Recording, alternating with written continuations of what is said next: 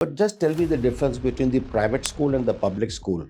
What kind of, let's say, in terms of curriculum, education system, infrastructure, what is it that differentiates them? So public education is free and it's funded by the government, by taxpayers' money, and that's where you kind of would get your normal basic education. Whereas private schools, there's different types. There can be religious type of private schools, and those cost money. 300 million people, what would be the percentage in the private school and what would be the percentage in public school? I don't have the stats off the top of my head, but I would say that a large percentage attend public school. Oh, wow. Because it's free. What kind of family system do you have there? Yeah, I would say that it's different in the sense that we are raised to be more independent, more individualistic. When they go there, they get quickly recognized and they're being picked up and put into that particular, let's say, position, all that. What's your take on that? So I actually live in the Silicon Valley, and so I've met many Indian engineers living there, and you're correct that when they do go to the United States, they ascend very quickly.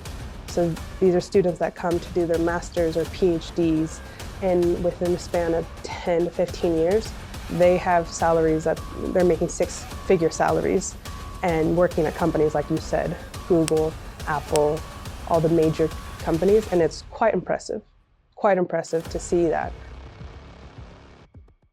Hi, Namaskar. My name is Sushil Agrawal. I'm chairman of Avro India Limited, a factory manufacturing plastic molded furniture based out of Ghaziabad, India. I am very privileged and I'm extremely happy that I have very important guests flown all the way from US and come to meet and talk to us and discuss about all kinds of value system that prevails in US and India. We'll share a lot of things, friends, and I think it's going to be very motivating, educating, and some kind of, I will say, path breaking, and maybe orientation that you would have in the life will be very different and palpable. And I'm extremely glad. Let me introduce Jessie from US. Jessie, can you please introduce yourself? Thank you for that introduction. My name is Jessica McMillan, and I am a teacher in California. And my connection here is that I studied with Nikhil when he went to university there. And this is my first time to India, and it is an honor and a privilege for me to be here. So thank you. Time immemorial that I've seen from the day that I opened my eyes. One thing that I've seen is the American dream. Pan India, you talk of anybody, they just have one dream to go to US one day. And most of the time, it has happened in the history that children who have gone there for studies have actually settled down and have never ever come back. And at times we do miss our children because we sort of brought them up very emotionally. We are very changed. We also are very attached to our families. But when we lose them, we do feel bad. But yes, at times we feel all right for the goodness of the children. So what is it that makes US in terms of education, in terms of environment and upbringing much better than what you do see here? I will also share my point of view. I want to know this from you first. When it comes to education, I can really only speak on California because that's where I live and that's where I teach. But I would say that as far as opportunities, in the United States, the opportunities are, you can do anything. You can achieve anything, whatever you put your mind to. So I think that that's the appeal of people wanting to come to the United States is that whatever goal you have in life, you can reach it by going there. And I think your other question about education is that we also teach that in our education system. So we encourage failure. And so if you maybe don't pass something the first time, or if you're not too great in a certain subject, you have another opportunity. And I think that that's the appeal of the United States, is that it's a land of opportunity and boundless opportunities for you to achieve your goals. Thank you, Jessie. I'd like to know the progression from a child to the adulthood. You've gone through the entire process. What I'd like to know is when somebody's toddler, let's say starting from nurseries and this and that, What kind of education system do you have where either you do grading or you teach them or probably look at their interest and all the thing or you impose something on them? What is it that happens which is very different and where you say you give them a lot of opportunity? What is that? I would say that, the majority of students in the United States go to public schools. I mean, we also have private schools too. And I think that parents have to decide what type of education system is best for their child. So some people are more hands-on type of people. Some people just depends on what is best for them. So I think in the United States, parents have to see what type of learning style their child does best with, and then they have to put them in a system or a school that meets their needs. So gone are the days where you want your child to meet the mold of the education system. Now it's your child, you put them where it's best for them to be. But just tell me the difference between the private school and the public school. What kind of, let's say, in terms of curriculum, education system, infrastructure, what is it that differentiates them? So public education is free and it's funded by the government, by taxpayers' money. And that's where you kind of would get your normal basic education. Whereas private schools, there's different types. There can be religious type of private schools. There can be, and those cost money, right? So some people prefer that for their children. And I'll say, for example, after COVID, more people are actually turning now to private education or charter schools, just because during COVID, a lot happened with learning online. And I would say that some people are losing faith in the public education system. So more and more people, I think, now are turning to private schools, or what they're also called Montessori schools or charter schools. Let's say in terms of pass out, if you were to compare between public school and private school, then where do you rank which one and how and why? Well, public schools are open to anybody and everybody. So in those type of schools, you're going to you're going to have the general public, right? So you're going to have people, family from all different backgrounds. Whereas private schools, if you're paying for that type of tuition, and that tuition can be anywhere from 20 grand to 40 grand a year, which is a substantial amount of money, then you can be very selective in what type of school you're sending your child to. And those families are a little bit more selective and choosy as to how they want their child to be educated. So I work in a public school. I've only ever worked in public schools. So you're serving the general public and meeting everyone where they're at. Whereas private schools can be more selective. But since US has high per capita income, most of the people can afford private school because it happens in India. We believe that anybody who is studying in a public school may not have access to facilities and amenities and might be deprived as a child, and maybe the maturity, the upbringing could, or maybe the grooming would be lacking. So what happens in US? Is it different or is it more or less same the way it is in India? I think if I understand the question correctly is what is the difference between the public schools and the private schools as far as access? Yeah, in terms of, let's say, grooming, infrastructure, or whatever, in case you think, all right, children coming out of the private schools have a phenomenal amount of range and they're very smart, intelligent, bright students, etc. And for public, is it what, mediocre?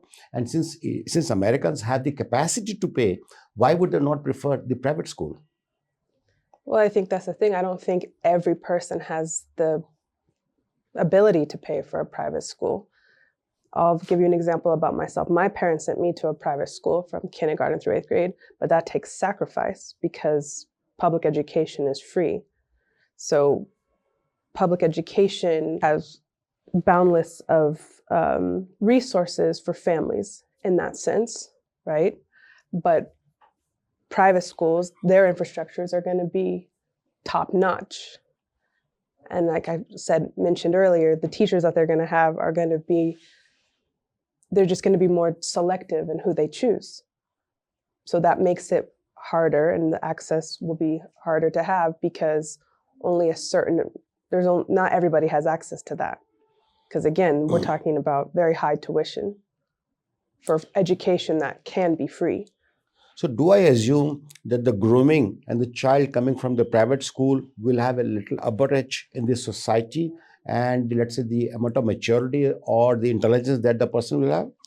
I would say that if you're sending your child to a private school, yes, it's a reflection of your family values and morals and how you view education. Because if you're able to afford that type of money, like I said, anywhere from 20 to 40 grand a year, yes, you probably are sending your child to after school programs, extracurricular activities, sports, clubs, to have more of a holistic approach to send your child out into the world. So maybe in that sense, yes, they're a little bit more prepared for the real world. In terms of percentage, if I were to rate an American in a population about 300 million, that's what I'm assuming, Mhm. 300 million people, what would be the percentage in the private school and what would be the percentage in public school? I don't have the stats off the top of my head, but I would say that a large percentage attend public school Oh, wow. because it's free. Oh, this is a big contrast and a difference that we see in India per se, because education system in India, when it comes to public school, though the quality of education is really very good, the teacher, the faculties, and students who struggle and strive to be there in a public school know for sure that you have struggled and toiled and you have fought and competed with many people to be actually at this place because you're getting it free. All right. It's not a privilege that one can just get in because he's in residence or something like that. So because of that, my assumption I take has always been that in the public school, the intelligence level of the children are invariably very high. For example, Delhi University in Delhi has almost 99 to 100% cutoff rate. It's unimaginable for any student to be getting 99 and 100 and then getting accommodation or then getting a seat in the school or a college is unheard of.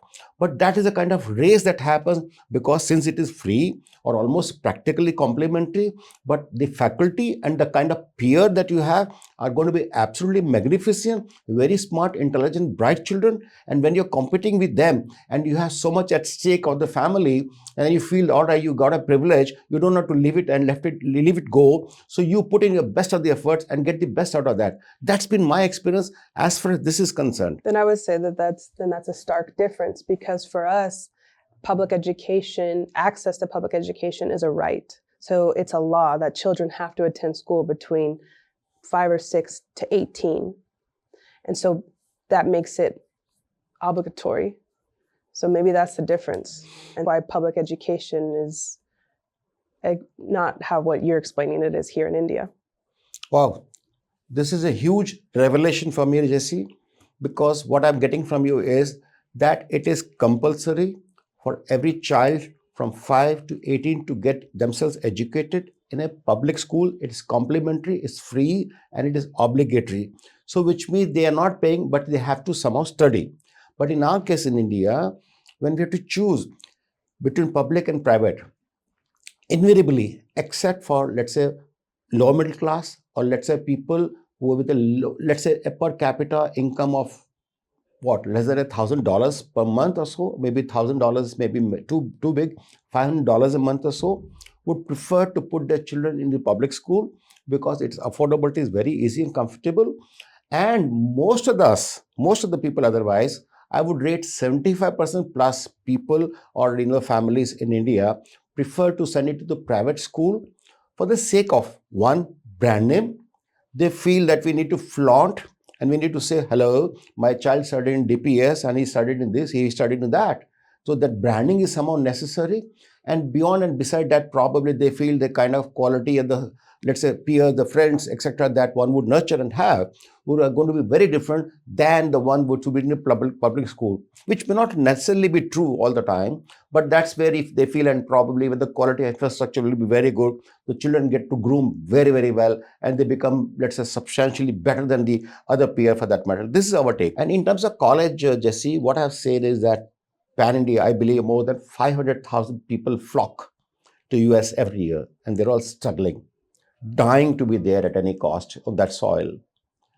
So what is it that attracts them, whether it is Harvard's or MIT's and this and that? What is so special and different about them, where people are so addicted and attached and they feel, my God, it's a once in a lifetime opportunity to be there. What is it? My guess would be that it's going back to what you said, it's part of the American dream. So these school names, right, have prestige. So if you're getting into schools, like you said, MIT or Harvard or Stanford, those hold power, right? Those names. But not only that, just giving an opportunity to, I think, study in the United States that's different than what people might experience here or elsewhere. I think that our college education system, we have access to extracurriculars, clubs, sports, fraternities. And so you have an overall experience that's not just purely academic. So maybe that's what might be the appeal is. And I think it's also what people see in movies and media might also influence them to want to see it for themselves and to experience it. But do they really actually impart that kind of high level of quality education and that infrastructure where children who might be just average students, but when they go to such prestigious institutions, do they really get upgraded or refurbished themselves and to shine like the way other peers are? I would say in my experience from meeting international students who come to the United States, they take advantage of their opportunities 100%. The international students that I've met, such as Nikhil and others, take a deep dive into it and really, really take advantage of every moment that they have there by getting involved, meeting people, becoming involved in clubs, associations, leaderships. Have you ever heard of Americans getting into India for education studies or anything like that? Ever? No, I haven't. Not really. Possibly because we have our own cultural values which are deeply embedded into the ethos that we lived for thousands of years. We have an historical references and probably they're magnificent, they're absolutely real. It is just that probably we got lost, we were looted by Britishers and we were stripped. We were treated as snake charmers, but we are not. We've been someone who would say golden goose. That's what we have been. And we were the country which was run by Rajas and Maharajas and so on and so forth. We had many of these people who were totally trillionaires and billionaires and were more wealthy and rich. We had at some point of time 30% of the GDP of the nation, of the world, which is now standing at just 2%. That's what India was. But we were looted and stripped, Jesse. Not only just assets, but including our cultural values were stripped off. That is why not only abroad, even domestically also people, our own children don't know who we are, what our roots are. Thousands of years of mythology, history that we have is all real. We have references, we have issues and we have places, we have the marks, we have identified each and everything that exists even 10,000, 20,000 years back. But unfortunately, our children had never ever studied history or mythology to the level that they should have been. They never gone into the inquisitiveness and the depth to understand that particular chapter. And that's where they always feel, all right, it's an American dream. We have no issues with American dream because, yes, you rightly said, because the opportunities are galore in America. Whereas in India, you may be talented, but in case the ecosystem doesn't exist, then you are a failure. You might be a smart guy, but if you don't have infrastructure to launch a rocket, you can't. Whereas Elon Musk can bring it back also. So that's the kind of level of playing field difference that exists here.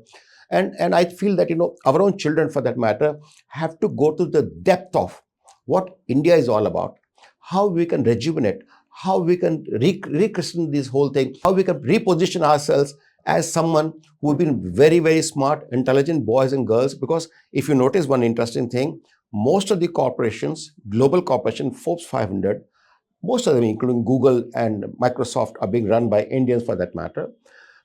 Maybe they studied in US, no doubt about it, the higher education, and they become US citizen, they're settled there, and they're adding a lot of economic value and wealth. We're very proud of them, because their roots are rooted here in India.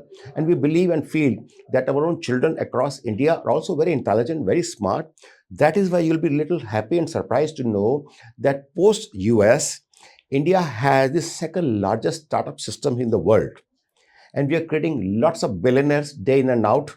And my assumption I take here has been that I have a data which showcases and says that by 2030, India will be third largest economy, US, China, India. That's the order. And it might be shocking, at least for you and for Americans, that by 2050, it is envisaged that it will be China, India, and US. I have no idea how and why this will happen. It may be the assumption because Grant Thornton had published this particular report, which is an international agency. We have no control over it. It's not biased for that matter. It's on basis of the data that they have picked up and all this. And I believe that, because we have 65% of our population is less than 35 years of age.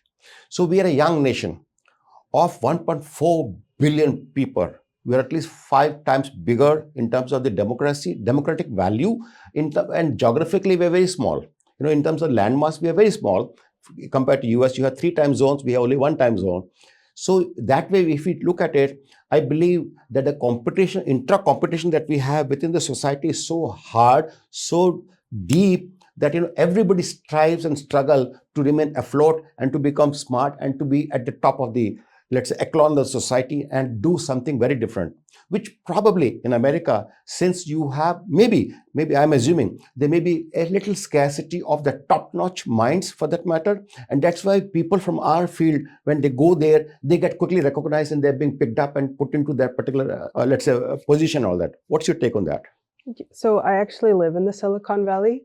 And so I've met many Indian engineers living there.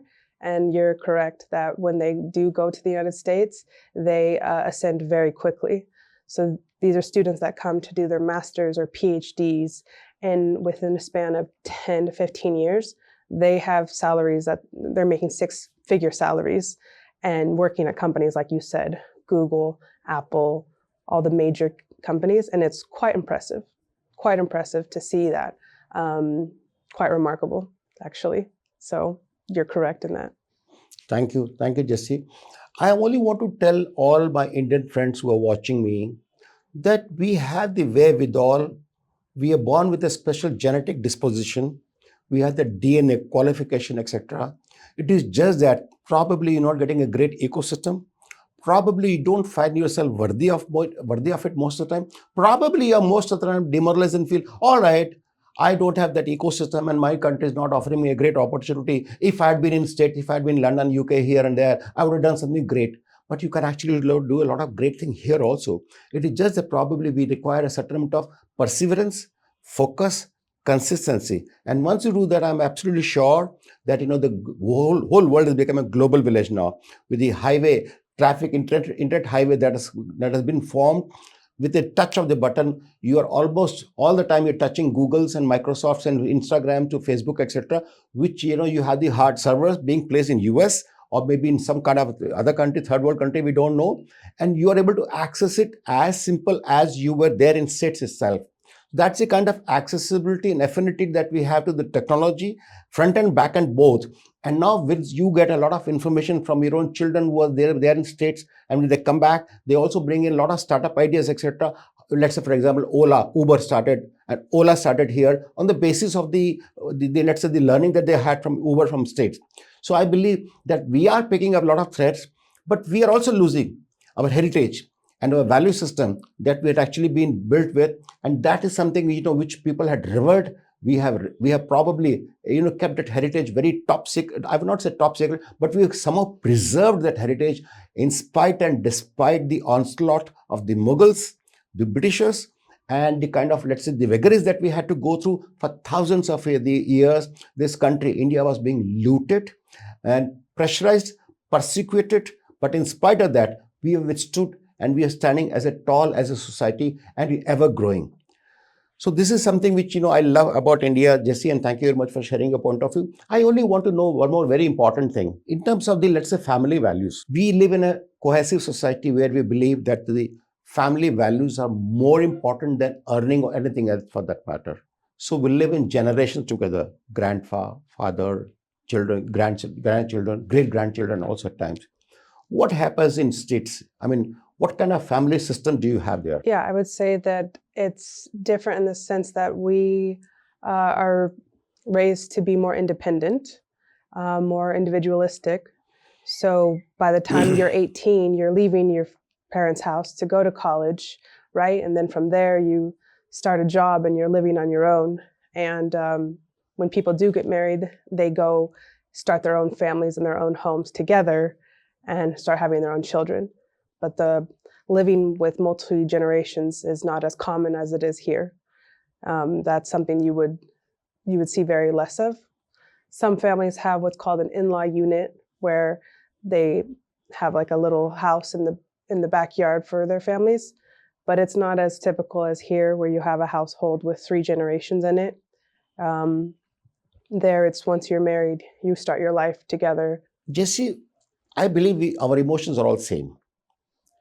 But let's say, for example, I can't imagine and think about that my child living separately with his wife and my grandchildren, etc. I would go to any extent to do any amount of sacrifice to ensure that they will live together. That's our emotion.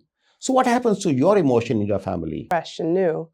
And then the priorities, right, of who is the most important. Shouldn't it be the wife should be number one, and then maybe your children, and then your mother? So I don't know if that's the same here in India. But I would want to be the number one in the household, personally. But I do see the importance, especially the older I'm getting, of having my parents nearby, especially if I do have children someday, to have that help. And I do see that importance, but I also, the way I was raised and the way I see things there too, is I think it's important to start your life together and be a unit first. Just, we have grown up with the premise, belief, and absolutely visualization that when we are growing old, we certainly want our sons and daughter-in-law, whom we don't normally call daughter-in-law, I call them as daughters of the house.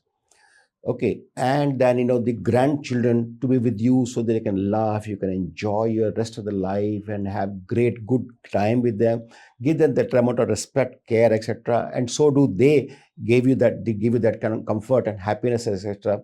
And we believe this is life all about. We would like to go one day in front of them, they are together with us, and that's what we believe is the ultimate goal of living a quality, healthy life. But I'm absolutely little amused when it comes to saying that, okay, post 18, 20 or so, when you're getting married, then just because you're getting married, you're getting a girl from a very different family altogether. So does that mean that you have to actually be living separate, and that girl and the family cannot live together? It's just the way most people do it. But I would say that things are changing. Like, I have friends who live on their parents' property. I do have another friend who does live in her parents' house. So times are changing. It's a tough economy. It's very expensive to buy your own house. It's very hard to stand on your own 2 feet. And more young couples need the support from their parents now more than ever. So if I look at my parents' generation, they were able to build a life together. Whereas if I were to start today, I would need their help financially first, a little bit, as far as buying a house. So I think that people are starting to turn back to, to having that. But I think what might be more common would be to still be in separate houses. Oh, maybe two separate houses and two kitchens. Separate houses, but maybe the same city. Oh. That would probably be more socially, I guess, acceptable. So what happens? What is the impediment? The girl who's coming into the home, or the boy himself changes for that matter? Well, I think what I've noticed here is that when a woman gets married, she's expected to live with her husband's family, right? And it would never be the opposite way, right? Like, a man would never come to live with the woman's family, true, right? True. So there's a set structure. And I think that, that's beautiful to have everybody in the household. But again, I think just getting back to the way we see it in the United States is that, again, when you're coming together with your husband, you are going to be the queen, the number one person. At least I think that's how it should. And I think, the problem here is that the man gets divided in between mother and the wife. And he doesn't know who's a bigger priority. Most of the time, pleasing mom is something that they look at. and they end up actually getting snobbing the women at the house and taking bashing and beating all the time. So maybe we are going through a trauma where we don't know whom to satisfy. Yeah, there almost seems like maybe a little bit of a hierarchy. But I do think it's beautiful seeing all the generations live together, Yeah. especially since how you're saying as parents get older to see their grandchildren grow up. Um, it's a nice thing. Yes, and I'm so glad, Jesse, on our value systems that we have in our family cultural value system, or the way we have been taught in India. We are taught by Lord Ram, whom we revere and whose principles we follow. The way you follow, let's say, Jesus Christ, we follow Lord Rama's principle. And Lord Rama treated, let us say, Lord Rama says that a younger brother would treat his elder brother as father. And let's say, sister in law of the elder brother wife, sister in law, bhabi, we call bhabi, is treated as mother. That's the level of value system that we have. We touch each other's feet, take blessings, we bow, we revere, respect, and that is done in a very graceful fashion. It is not a pressure. It is not that something which probably people don't like to do and is being forced upon. That is something, some cultural value that we have grown up with, and we believe that the only value system that can prevail in the family is that you live together in spite of differences, and you continue to live forever till the last breath comes. And that is where probably we feel is the bliss of life. And that's what is the purpose of life should be. Living alone, Jesse, you can't imagine a dream that, me and my wife living alone. When we become old, we are looking at people, looking at children, whether they're coming home, talking to us and discussing, and grandchildren running around here and there, etc., having fun with them. We would miss everything. So we don't get anything in return. Yeah, I think if I've made an observation during my short time here, I think maybe the difference is that, again, just from what I've made from my observations, is that women here seem to go to school and they're empowered to be educated, but they're still going to be dependent on a man. Hmm. Whereas in the United States, we're taught to not be dependent on a man. And Okay. so maybe that's a difference I too. got it. Though, of course, in India also progressively, the nuclear family structure is coming up where children, they get married, probably out of choice. In India, we had this arranged marriage system institution, but progressively it is getting converted into people where they're choosing their own spouses, whichever way, either way, probably, and parents have kind of accepted to a greater extent that it is a norm of the society, and we gracefully accept, and except for very few people. And then most of the time, because either they're living in some other city or probably they have work pressure, it does happen that they impart, they go to different houses and all that, they stay. But if it is the same city, the general practice is to stay together. So I got this. Thank you, Jesse. When parents are growing old, what happens? Let's say for the son and the daughter-in-law and the grandchildren, do they often go and meet them and talk at a free will, or is it on the basis of appointment? I think it would depend. Each family would be different. I think what also tends to happen though is people live far away from their families too. So it would have to be that you would call them up. It would be a planned thing. But as I mentioned earlier, I think times are changing a bit.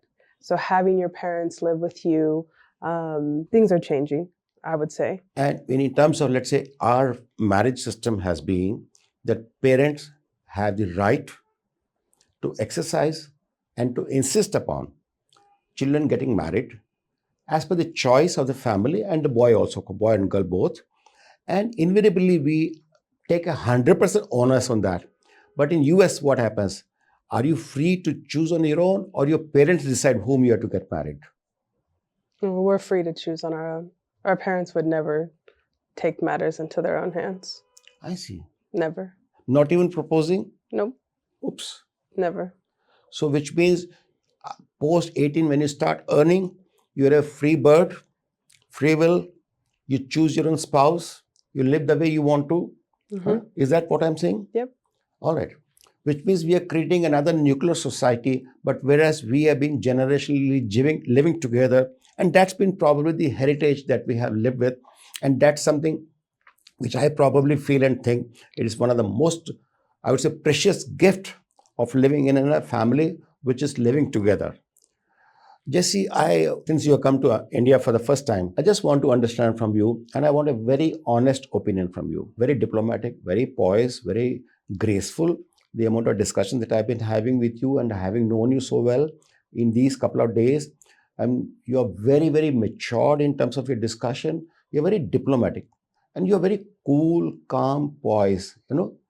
But in terms of India, when you look at the Indian context, wherever you have been, what kind of difference do you find between states and India? In what regards?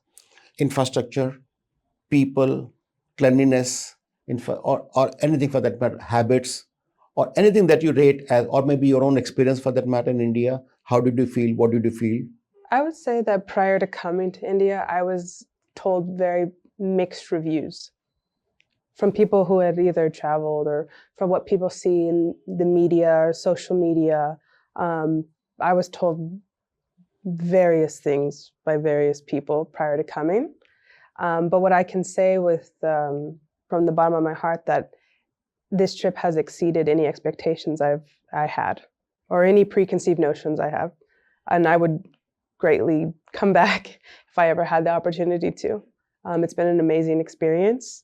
And as far as differences, I mean, well, obviously population-wise, it feels chaotic at times for me because there's just crowds of people all the time.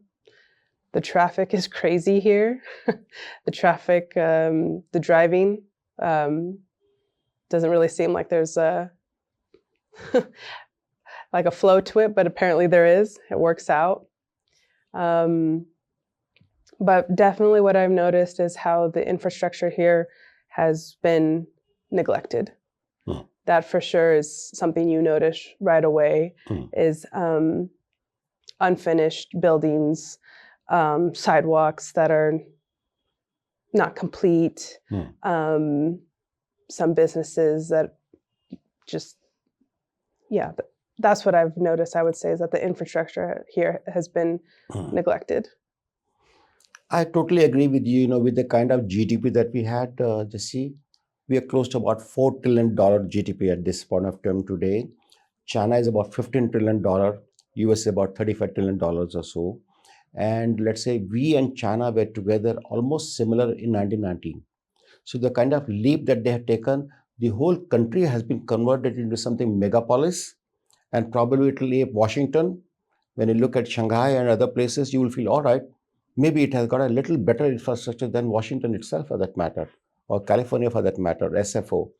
So my take here has been that India has been beaten down extremely bad by the politicians, by the bureaucracy, by the people who've been capitalist in nature, who always said and thought that we are socialists, but it is not true. They have always been very capitalist. They have always been very, very self-centered. And that's what probably India has taken a toll on, anything and everything for that matter. Our country needs to undergo a huge transformation. And that transformation we expect, our Honorable Prime Minister, Shri Narendra Modi, has said that by 2047, we would want to be a developed country and nation on the ranks of US, maybe China, maybe something of this kind on that scale and etc. We are looking at that. But yes, I believe it'll take another one generation more for us to be at that place, because the habits have to change. And if they don't change, if let's say we don't have traffic skills or driving skills, etc., we don't obey the traffic rules, etc., these are some of the things that we need to be taught and culturally developed and embedded into a system in mind, which unfortunately at this point of time is lacking. I totally agree and endorse your point of view, and I'm so glad and so happy that you've been very honest to tell us that, because what you're seeing, you are replicating, you are telling that. And I'm so glad that you said you have come with the preconceived notions. This is what happens. People have different experiences on the basis of experience. They will label a company or a country in that way. There's nothing wrong with that. It's absolutely fine, because this is what happened. You've been with a good family or a great place, good place, and all the thing. Otherwise, probably, if you're alone, maybe there are moments and issues where you will feel that you're being cheated and you're being probably snooped, and you're being haunted and so on and so forth. It's absolutely possible, because white skin, when they see, they feel, all right, there's something that we can manipulate and do something about them. This has been a sad story of the India, for that matter. But yes, I totally agree with what you said. And let's say, Jesse, if I were to put it this way, I will ask you a very personal question, and if you permit me to ask you that, Sure. if you were given a choice to get married in India, either to an American or to an Indian, what would that take me?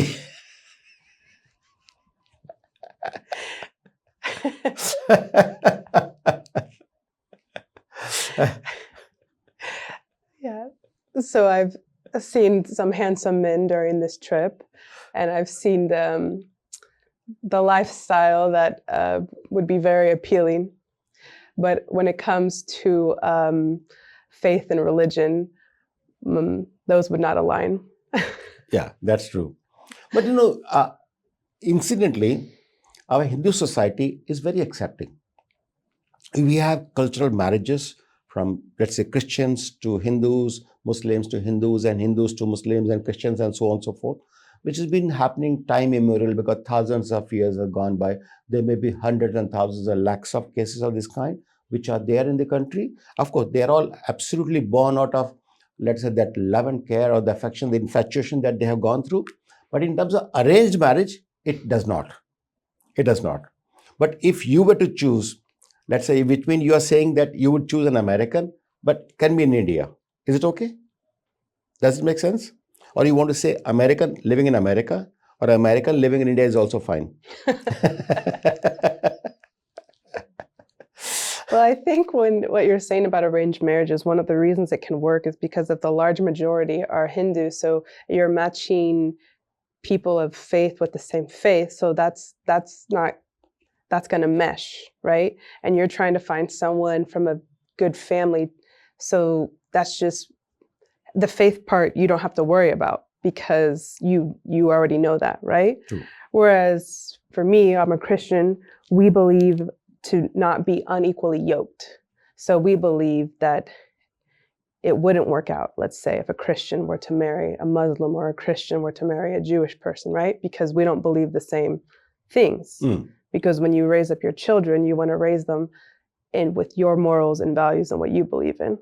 So that's why it's important to marry someone of the same faith. Yeah, there may be division on the lines of how you grow your children, how you sort of give them value system. If it Exactly. is a mismatch between the cultural values, as you said, and I think it can backfire at times. You see, Yes. children can be at a jeopardy. And in case if somebody have to go through the institution of broken marriage, then it could be very devastating for the children, for that matter. Yeah, exactly. I appreciate and I agree with you. Yes. I have lots of questions, Jesse, to talk to you, because you come with a rich experience. You're a teacher yourself. You are someone who has believed in India, have come all the way. We are overwhelmed. We are indebted to you for being part of our culture, part of our country, and part of the heritage that we live in. And I'm more than happy to and grateful to you for accepting and saying that you have had a great, fantastic time and you love to come back to India. That's something which is a major, huge statement for all the Americans and for all the people living abroad and thinking that India is a snake charmer country. No, we are not. We're very religious, we're very spiritual, we're very honest, dead honest. There may be a small amount of people who would want to go stray otherwise, but we have no choice and control over that. That happens across all spectrum of society, across globe. But by and large, we are a society which is very cohesive, which is God-fearing, which loves people, and we believe that all of us are creation of that thing. And that's why we say Vasudhaiva Kutumbakam, which means world is one family. That's our take. And that's been mentioned in the scriptures thousands of years back. So we believe that, and we also believe Atithi Deva Bhava. A guest is like a god. When you are coming to our house, we treat you like God. We don't treat you like a human now anymore. So that's already mentioned. Atithi Deva Bhava. And a guest is a god. And we treat you like that. You see, that's the kind of importance and magnitude that we have in our cultural value system and all the thing. And it is so embedded, so deeply embedded that we can't pretend. We live with it. And I'm so glad, I'm thankful to you for coming all the way from States. And I would love certainly one day that, let's say we have a greater amalgamation. We already have a cultural values, we already have an education value system or a business value system that's going too great with US, because we equate when it comes to US as second home from India whenever it has to. And we also believe that we will be ready in infrastructure as well as various other things where states people are looking forward to, so that it's not a question of reverse brain drain, but it's a question of even US people flying down all the way to India and setting up businesses and infrastructure here, because we are one country which is here with a great amount of potential and expansion, and we're ready to go. So thank you very much for coming here all the way, and I'm grateful to you for that. Thank you. Thank you for having me. So friends, here was Jessica, absolutely dead honest, and I think you heard it all. She's been very clear in her thoughts, and all these things that you heard from her directly from the horse's mouth, which means if you have a misconceived notions, please get out of them. You are hearing from somebody who is a teacher herself, who's been teaching and who knows the value system, who understands the entire ecosystem. So which means as a teacher, as a guru, when she's telling you, you get to understand, know where and how we are a little different, and what is it that we lack and what is it that we can improve upon. It's just not the value system, but also the infrastructure, the thought process, the holistic ecosystem that we need to create for a global village to come and embrace our happiness. So thank you very much for listening to us. Thank you.